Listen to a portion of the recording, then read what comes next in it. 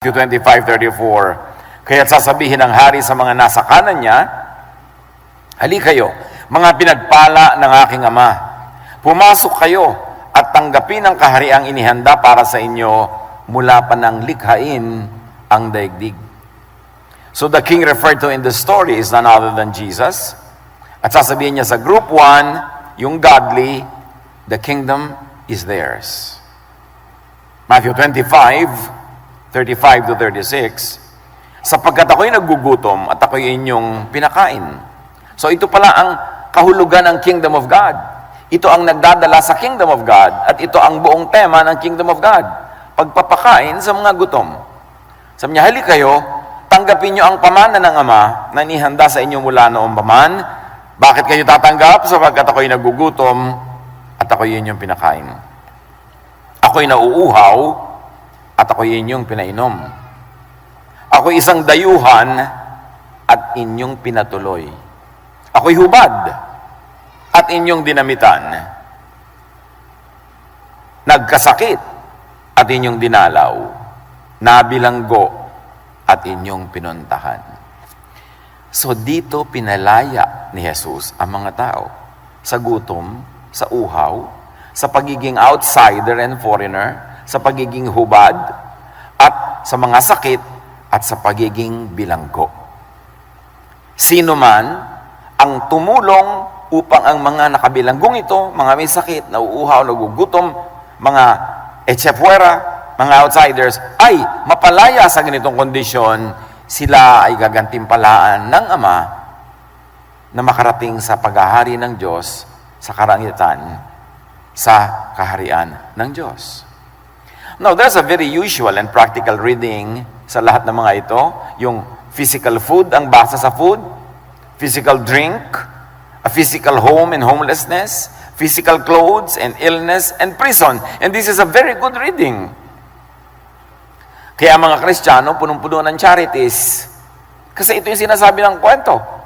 Na kayo ay nagpakain sa gutom, nagpainom sa nauuhaw, nagdamit sa mga hubad, nagdumalaw, at ang ibig sabihin nagbigay ng comfort at kalayaan din sa mga nakakulong, kung gayon sa inyo ang kaharian ng langit. That's why Christianity has been known for the last 2,000 years for a lot of Christian work. But this is the physical reading of the story. It is a very good reading, but is it the only meaning of Jesus?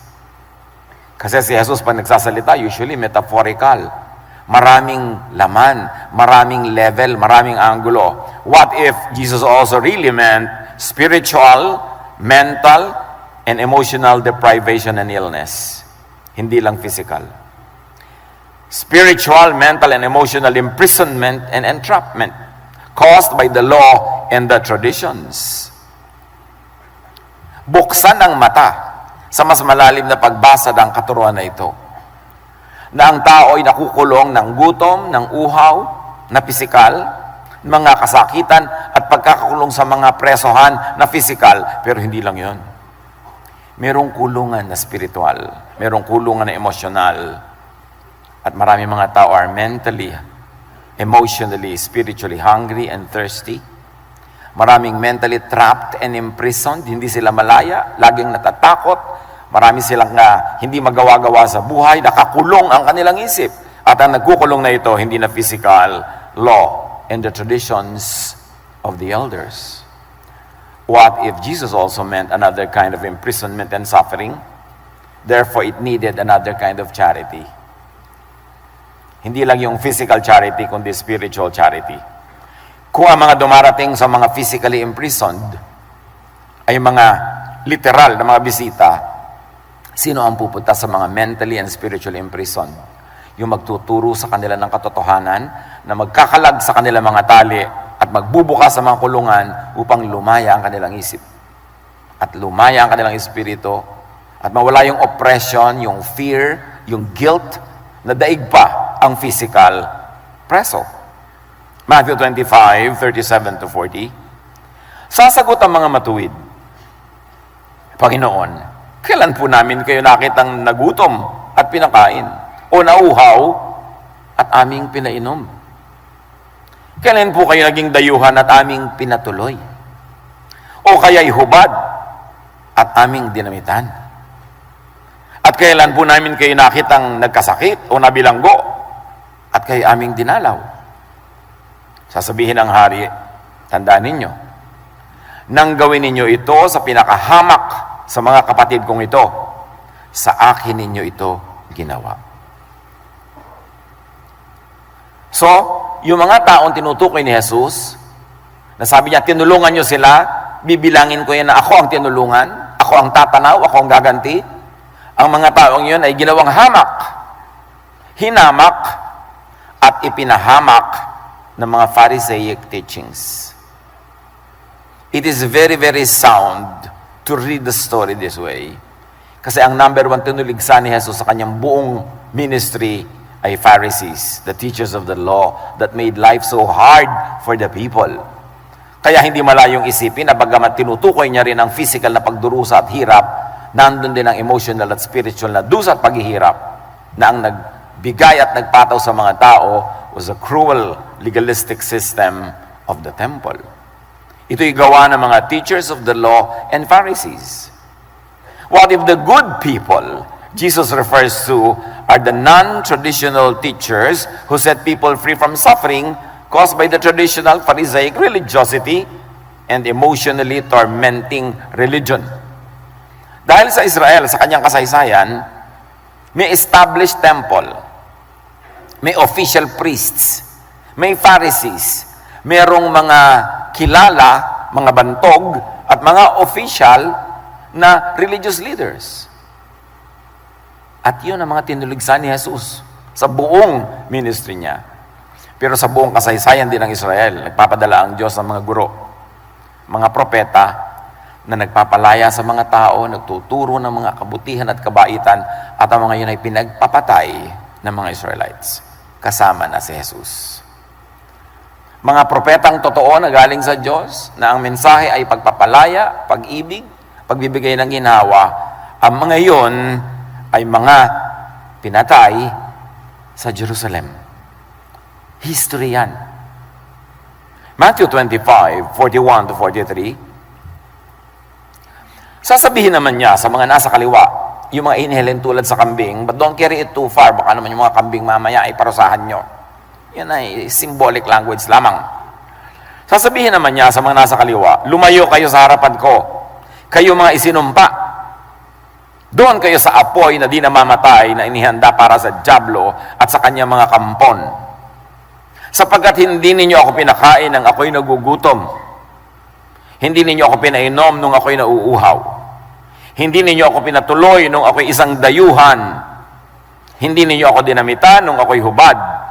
Hindi ninyo ako dinalaw nung ako'y may sakit at nung ako'y nasa bilangguan. So these are the bad people according to Jesus. And what if the bad people Jesus refers to were and are teachers who oppress and punish people with spiritual, mental, and emotional burdens? Yung lagi kang inuusig, lagi kang guilty, lalo ka tuloy kulang, lalo at kulang, wala kang kapayapaan at nabubuhay ka sa takot. And why is it sound to think that this is what he meant? Na sila ang tinutukoy ni Jesus? After all, sila ang laging target talaga ni Jesus. At tambak-tambak ang ating scriptural evidences na sila talaga ang tinutukoy. Matthew 23:1-4, pagkatapos ay sinabi ni Jesus, ang mga tagapagturo ng kautusan at ang mga Pariseo ang kinikilalang tagapagpaliwanag ng kautusan ni Moises. Nagpapataw sila ng mabibigat na pasanin sa mga tao. Hindi na natin kailangan mag-interpret, galing na sa bibig ni Jesus. Itong mga Pharisees and teachers of the law ang nagpapahirap sa buhay ng mga tao. Sila nag-i-imprison, sila ang tumatali, gumagapos. This is religiosity na pabigat sa buhay. At ito ang misyon ni Jesus, na ito'y alisin sa buhay ng mga tao. Matthew 23:13, mga tagapagturo ng kautusan at mga Pariseo, mga mapagkunwari, hinahadlangan ninyo ang mga tao upang hindi sila makapasok sa kaharian ng langit. Hindi na nga kayo pumapasok, hinahadlangan pa ninyo ang mga nais pumasok. Physical ba yun? Hinaharang nila yung mga taong gustong pumasok sa pinto ng langit? No. Because ang kalangitan is not always a physical place. It's also a state of mind. It's a state of the heart. Napagkat sinasabing ikay pinaghaharian ng Diyos, nasa iyo ang kaharian ng Diyos, ibig sabihin ikay payapa, tahimik, maibigin, matulungin, mapagkawang gawa, nakikipagmabutihan, nakikisalamuha, nakikiisa sa buhay ng kapwa-tao. At isa yan sa kahulugan ng kaharian ng Diyos. At paano napipigil ng mga tinatawag na teachers of the law and Pharisees ang mga tao na pumasok sa kaharian na ito? Sa pagtuturo sa kanila ng self-righteousness, ang dami nilang nire-reject. Sa pagtuturo sa kanila ng pagkarami-rami mga laws na hindi naman kayang tuparin, lagi silang kulang at guilty. Paano ka magkakaroon ng peace? Paano ka magkakaroon ng joy and happiness kung lagi kang guilty, lagi kang kulang? At paano gaganda ang relasyon mo sa kapwa kung lagi ka nagtataboy? Hindi ba ang sabi, ako ay estranghero at ako'y pinapapasok nyo? Pero pag mga relihiyoso, especially in the mold of the teachers of the law and Pharisees, maraming nire-reject. Hindi ka pwede pumasok sa church dahil ang suot mo ganyan. Hindi ka pwedeng sumali sa aming kapatiran dahil ganito ang iyong buhay. Hindi ka pwedeng sumama sa ganitong gawain. Hindi ka pwedeng makisama sa Lord's Supper kasi hindi ka official member ng church na ito, etc., etc. Laging may puwera. And you know how it feels to be an outsider. I don't know if you feel how to be an outsider. At yung ganong mga hirap,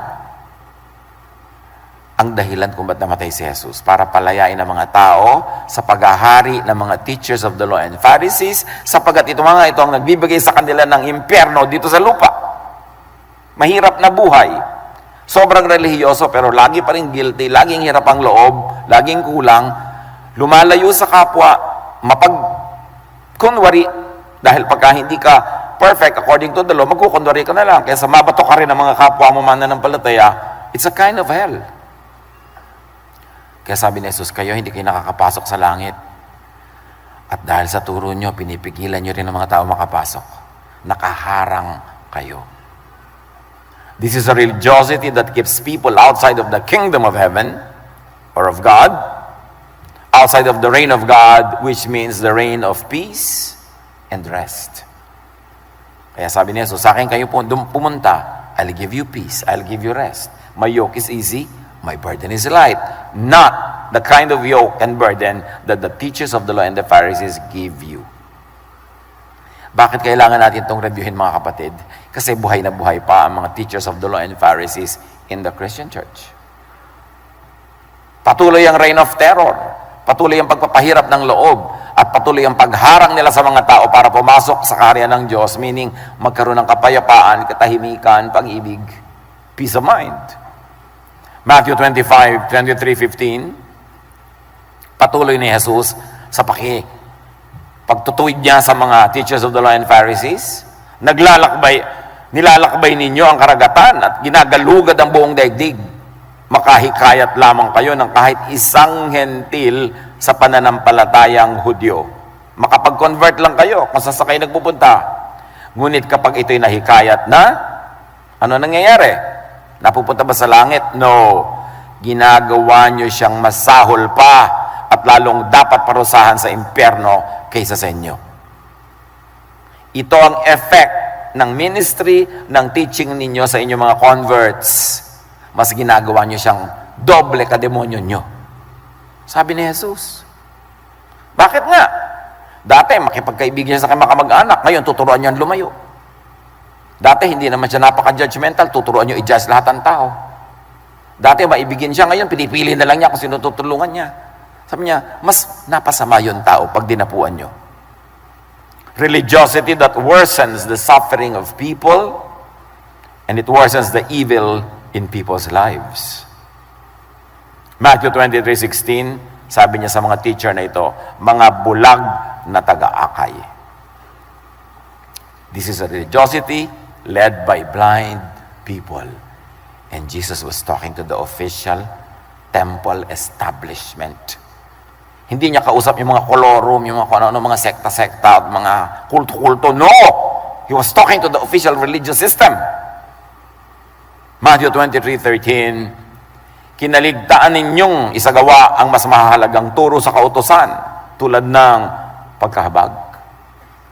Ang galing nyo sa legalismo, ang galing nyo sa judgment, ang galing nyo sa pagsukat ng mga kasalanan ng mga tao. Pero yung higit na mahalaga, kinalimutan nyo, yung maging mabuti kahit mabait. This is a religiosity that neglects kindness and love. At talaga, pag naging sobra kang religious, naging zealot ka, nawawala yung love. Kaya maraming religious wars. Iniisip mo, license ka to kill in the name of God. License ka to hurt people, to stone people in the name of God. Katulad ng mga taong gusto nilang batuhin hanggang mamatay yung babaeng nahuli nila sa akto ng pangangalo niya. Pero hindi yun ipinabato ni Jesus. Yun ang pagliligtas na ginawa ni Jesus. Hindi lang niya iniligtas sa mga tao sa impyerno, iniligtas niya sa relihiyon na daig pa ang impyerno. Kung magpahirap sa buhay ng mga tao at magpatigas ng puso. Ang dami-daming relihiyoso ang tigas ng puso. Kayang-kaya nilang manikis kahit sariling anak itatakwil dahil nagkasala.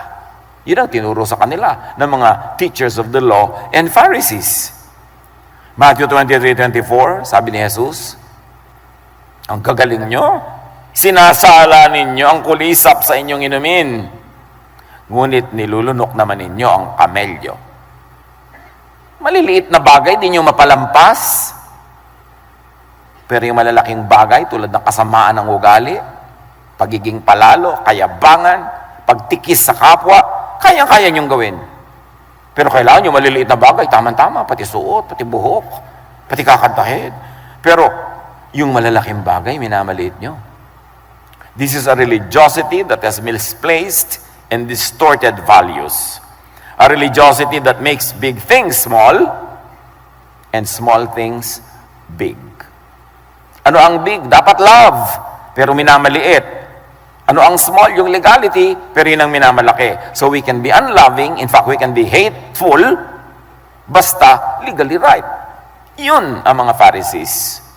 At yun ang tiniligsa ni Jesus. Matthew 23:28, sa pagpapatuloy ni Jesus, punong-puno kayo ng pagkukunwari at kasamaan. This is a religiosity that is only for show, that is pretentious and deceitful, and without love. Hindi marunong magmahal.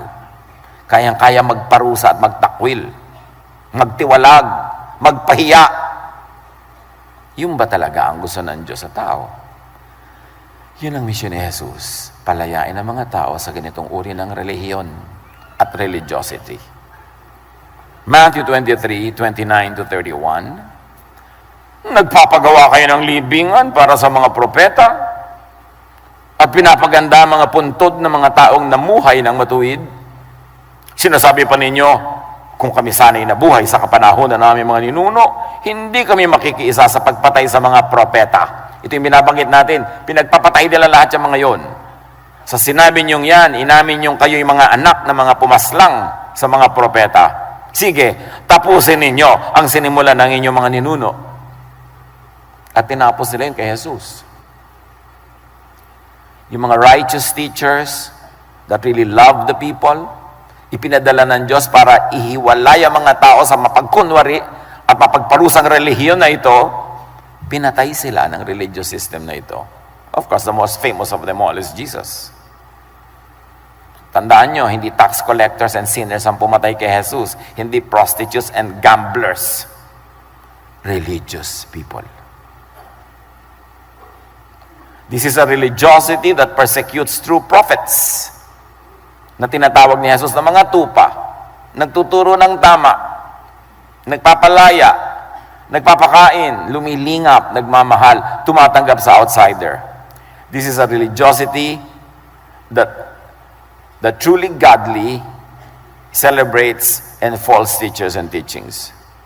Ito yung mga nagpe-persecute sa mga truly godly. Yung uso na yan. At ang celebrated, mga false teachings. Matthew 23:33, sabi ni Jesus, mga ahas, lahi ng mga ulupong, hindi kayo makakaiwas na maparusahan sa impyerno. Sinong kausap? The religious leaders. Huwag kayong malilito kung sinong kausap. Doon talaga nang gigigil si Jesus. Tawagin ka mga ahas, mga ulupong. Si John the Baptist din, nung nagdatingan yung mga Pharisees sa kanyang baptism, sabi, hoy, mga ulupong, sino nagsabi sa inyo dumating dito? Nalaman nyo na, no? Natatakot kayo. Kaya kayo pumunta dito. This is a religiosity whose leaders God condemns. Matthew 23:34. Kaya nga, magsusugo ako sa inyo ng mga propeta, sabi ni Jesus, mga matatalinong tao at mga tagapagturo. Papatayin ninyo ang ilan sa kanila at ang iba ipapako sa krus. Ang iba hahagupitin ninyo sa inyong mga sinagoga at uusigin sa bayan-bayan. Sinabi ni Jesus, alam nyo, hindi kayo ang mga tamang teacher. Napapahamak ang mga tao sa inyo. Magpapadala ko ng mga tama. Pero dahil kayo ang official, kayo ang may kapangyarihan, pahihirapan nyo rin sila. Sinabi na ni Jesus, God will send through prophets and wise teachers to set people free from this oppressive religiosity, but the religious will kill and persecute those true teachers. At yung true teachers na yun ang sinasabi ni Jesus, dito kayo, mga hinirang ng Diyos, manahin ninyo, tanggapin ninyo ang kaharian ng Diyos. Sapagkat kayo ang nagturo ng tama, kayo ang nagpakain sa gutom, kayo ang nagpalaya sa mga bilanggo, kayo ang tumanggap sa mga outsiders, hali kayo, tanggapin nyo ang kaligayahan na inihanda ng Ama para sa inyo sa simula pa lang ng panahon. Sa amin ng mga officially religious, mga tama ang costume, sila may mga titles, sila may makapangyarihan, paano po kami? Hoy mga kambeng, doon kayo, punta kayo sa impyerno. Ginawa niyong impyerno ang buhay ng mga naniwala sa inyo at mga sumunod sa inyo.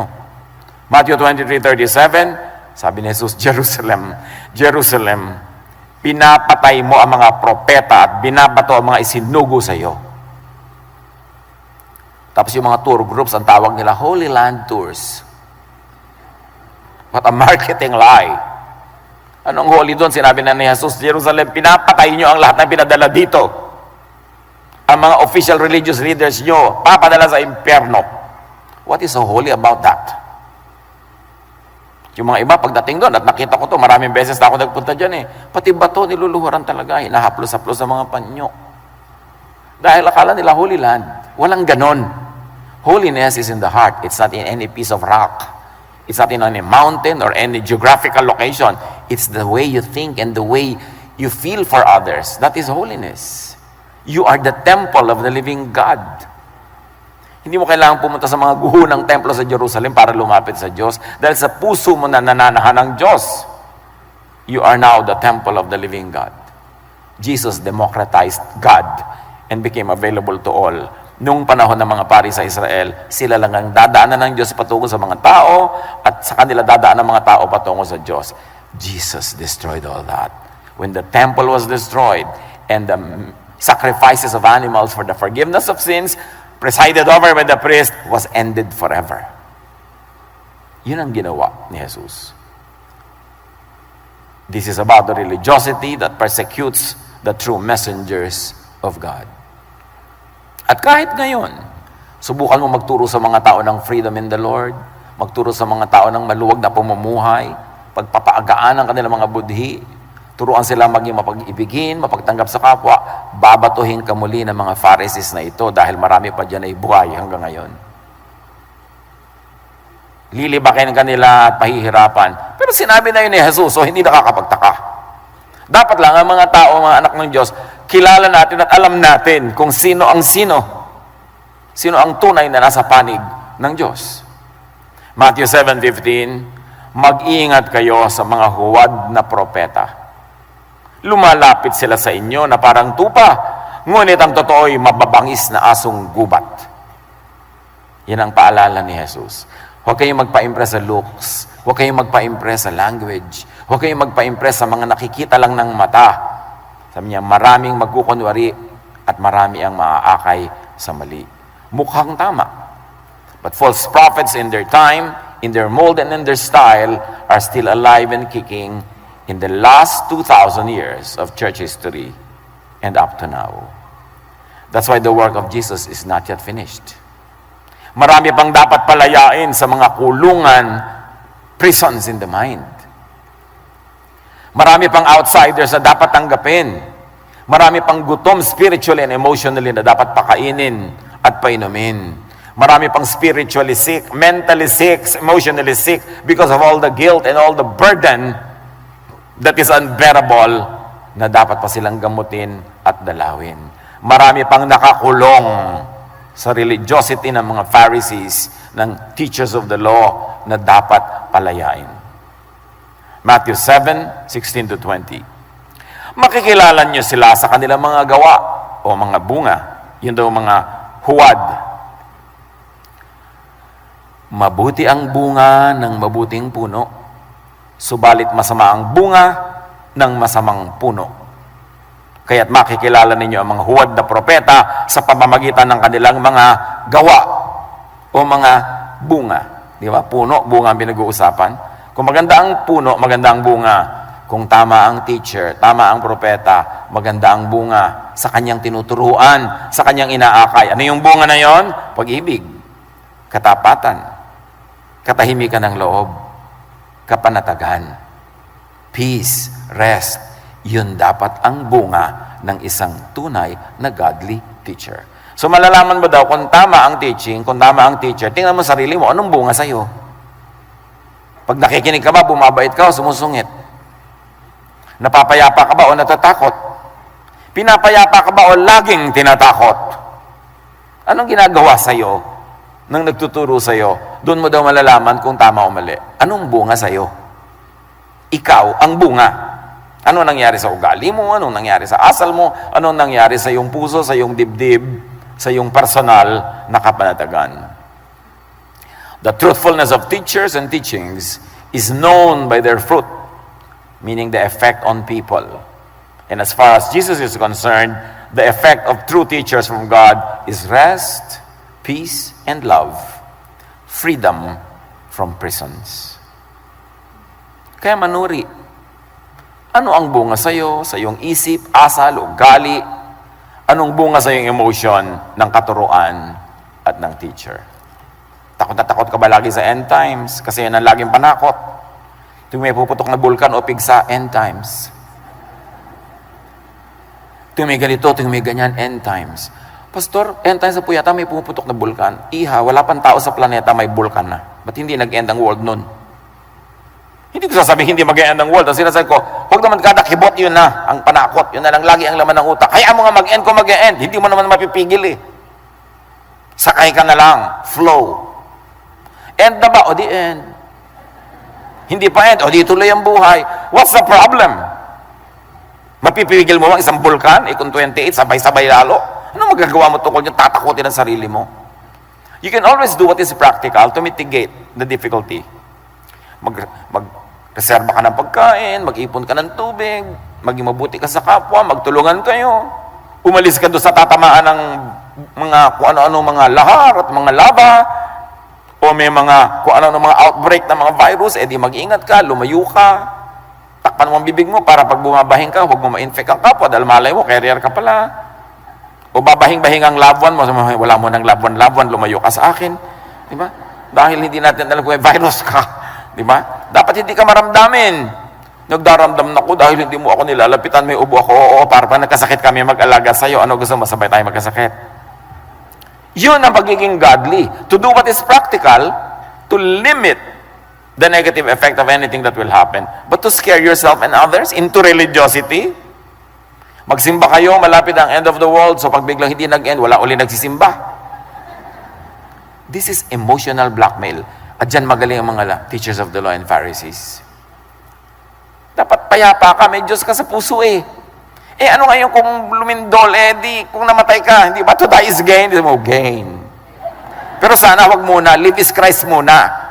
Hanggang pwede. Pero kung hindi na mapigil, di gain.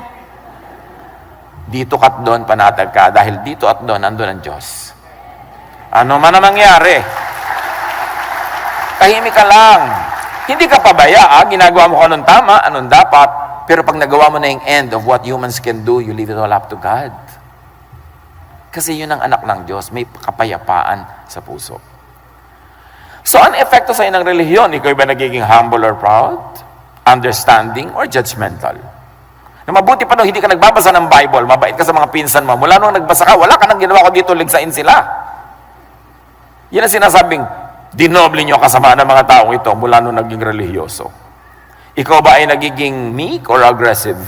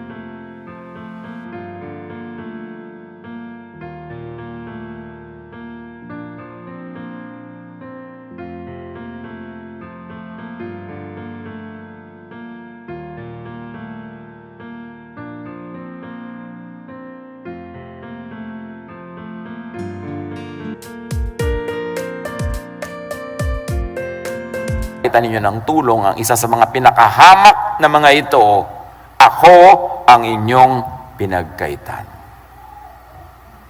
So the measure is what you do to the least, not to the most. Doon sa mga pinakamahirap, pinakakawawa, pinakahubad, pinakahindi katanggap-tanggap, kung anong ginawa mo sa kanila, sabi ni Jesus, sa akin mo yun ginawa. At alam na alam ko ang ginawa nyo sa mga ganong tao. Binaliwalaan nyo. Hindi nyo pinansin.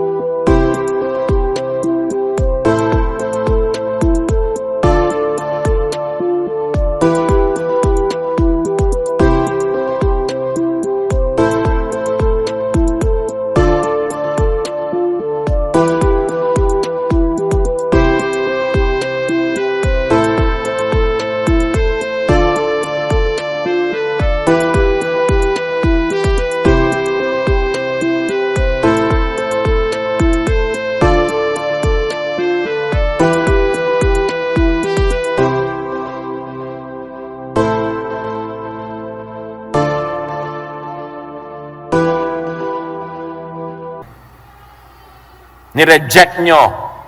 Kawawa na nga, kinawawa nyo pa. Exactly what the teachers of the law and the Pharisees were doing. God hates oppressive religiosity. Obviously, that's why Jesus was sent.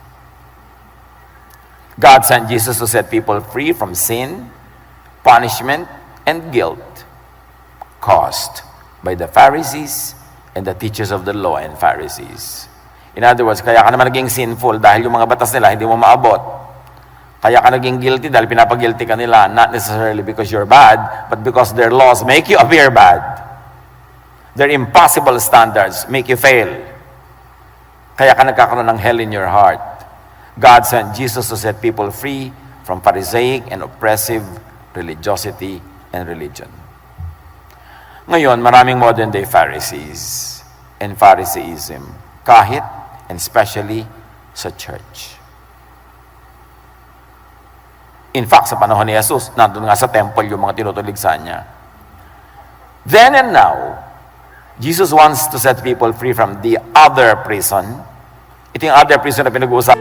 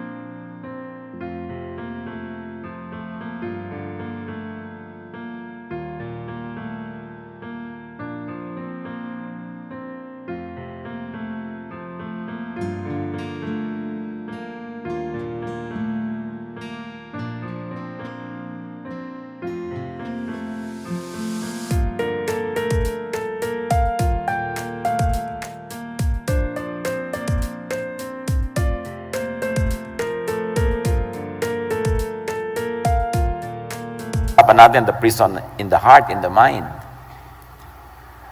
Jesus wants to set people free from Pharisaic Christianity.